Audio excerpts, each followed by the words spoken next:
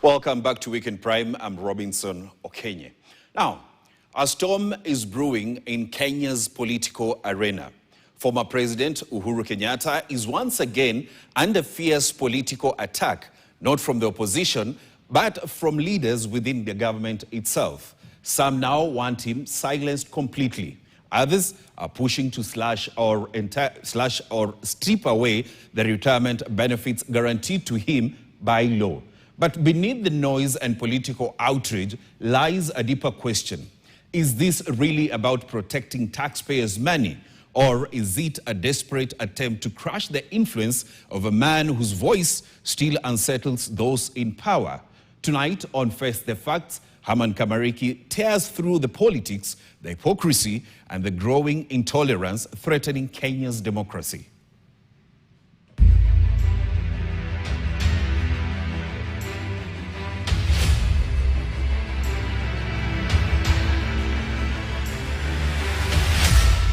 Welcome to Face the Facts. The country called Kenya, a nation where politicians preach democracy when fighting for power, then begin fearing criticism the moment they test authority. Every election cycle in this country, the script remains painfully familiar. Yesterday's defenders of free speech suddenly become today's guardians of silence. And this week, the political establishment turned its guns on former President Uhuru Kenyatta. Welcome, my name is Herman Kamariki. Leaders allied to government are demanding that the former president keeps quiet. Others warning him against participating in national conversations, as though retirement from office also means retirement from citizenship. But perhaps somebody needs to remind these leaders Kenya is not a monarchy, and democracy does not expire after one leaves the state house. Behave like a retired head of state. Stop behaving like a janjaweed leader, and you want the people of Kenya to respect you. Heshima itakuja vile unakuja. Ukikuja vibaya sisi tunakuokota. Hatuwezi kukubembeleza. No law in the constitution bars a former president from speaking. No clause criminalizes criticism. And no democracy survives when leaders begin deciding who is allowed to have an opinion. Then came another dramatic twist.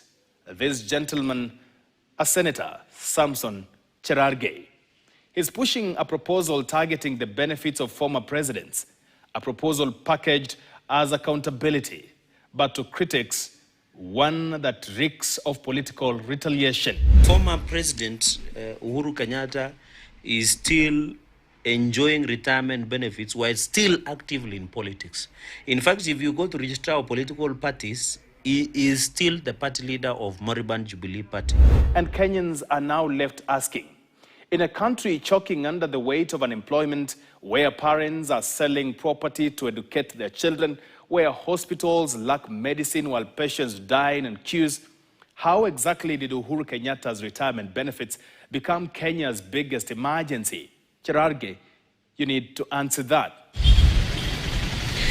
You know, wananchi are complaining about cost of living. Did you ever handle that? Let me ask these questions. Did Uhuru Kenyatta's pension raise the price of unga? Did his benefits push fuel prices higher? Did his retirement package collapse hospitals, destroy roads, or empty university funding? Or did his retirement benefits the reason to why the gas prices never went to about 500 Kenya shillings? Or simply, this is a political warning, shot a message meant for anyone daring enough to challenge power.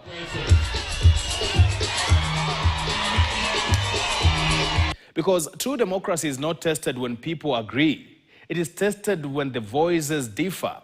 And if government leaders are free to traverse the country defending policies, attacking opponents, and holding political rallies using public resources, then why should others not have the same constitutional freedom to criticize them?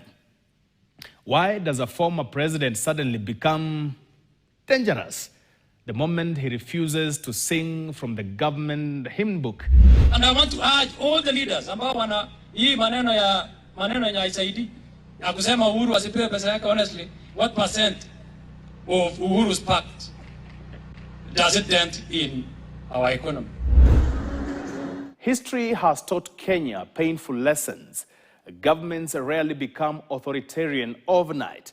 It begins slowly, like you see.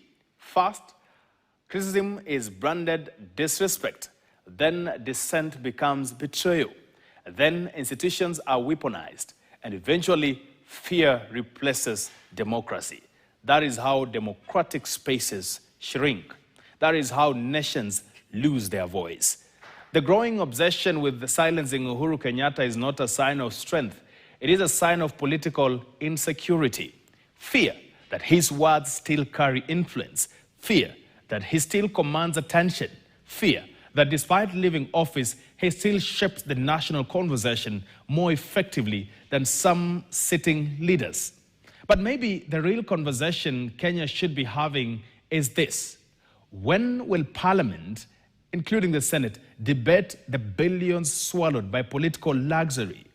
When will leaders cut the endless convoys, wasteful foreign trips, inflated tenders, and extravagant government spending? When will taxpayers stop funding political chest thumping disguised as leadership? Chirarge, perhaps you need this as a motion in Senate, because ordinary Kenyans are exhausted. They are not losing asleep over political revenge battles in Nairobi.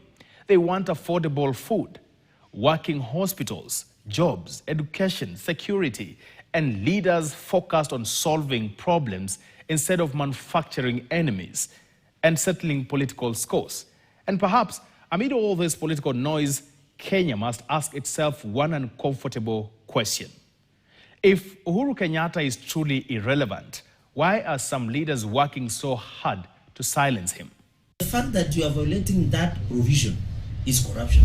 That is first the facts. Special greetings to the residents of Kapsengere in Aldai constituency, Nandi County. And as the saying goes, you may oppress the weak, but never deny them justice.